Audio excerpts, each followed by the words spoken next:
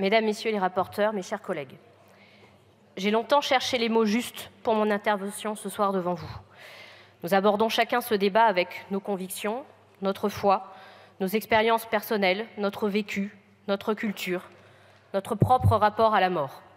Chacun, en tant que législateur, nous sommes pleinement conscients de ne pas légiférer pour nous personnellement.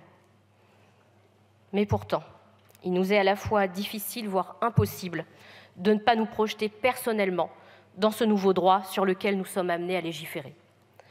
Car à mon sens, il s'agit bien d'un droit nouveau que nous nous apprêtons à créer en France. Non pas un droit absolu, non pas un droit à mourir, et surtout pas un droit à donner la mort, mais un droit à pouvoir mettre fin à sa vie, dignement, légalement, quand cette vie n'est plus que souffrance. Un droit à choisir pour soi. Un droit qui ne dépende pas de son état de fortune, comme c'est le cas actuellement, quand les plus fortunés des Français peuvent se rendre en Belgique ou en Suisse, quand les plus pauvres ou les plus éloignés de l'Hexagone n'y ont pas accès. La volonté libre et éclairée, c'est là la pierre angulaire de l'aide à mourir. Et c'est bien là l'argument principal que nous apportons à ceux qui y sont farouchement opposés. Personne ne sera contraint d'y recourir. Le respect des croyances et des valeurs de chacun prévaudra toujours. Mais la souffrance réfractaire, physique ou psychologique, ne doit plus être une fatalité. Les soins palliatifs doivent être renforcés. Au sein de notre groupe, nous sommes unanimes sur la nécessité d'apporter plus de moyens aux soins palliatifs, de les garantir pour tous ceux et toutes celles qui peuvent et souhaitent y recourir.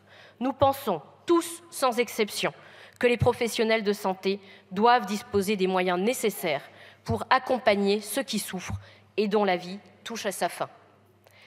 Mais le recours et le renforcement des soins palliatifs n'est pas un préalable obligatoire à l'aide à mourir.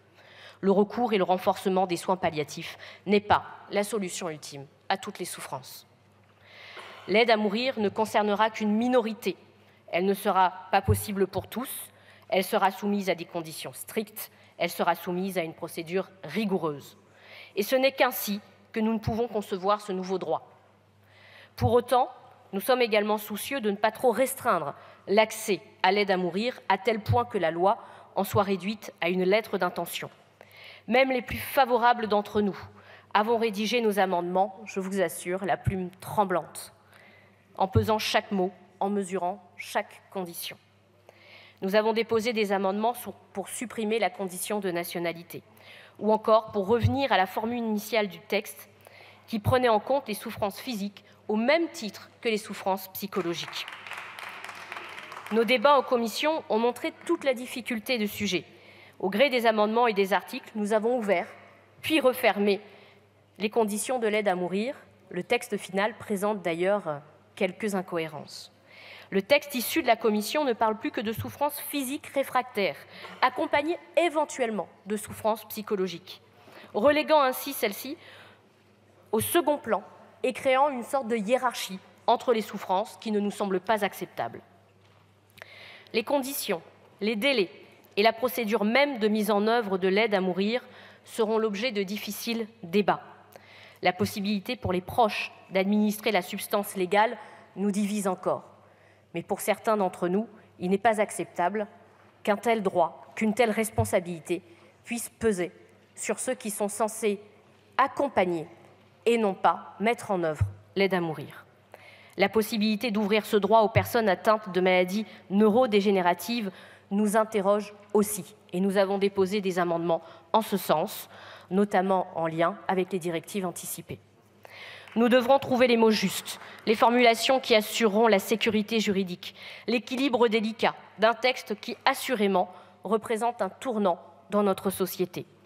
Ce sujet de l'aide à mourir, sûrement, nous divisera toujours, car il fait appel à la morale, à la philosophie, à la religion et finalement à l'intime. Ce sujet divise, et vous aurez compris, jusqu'au sein de notre groupe, dans le respect des pour et des contre et de toutes leurs nuances. La liberté de vote sera donc totale et je formule le vœu que nos débats se déroulent dans le respect et l'écoute de la position due à chacun. Merci. Merci.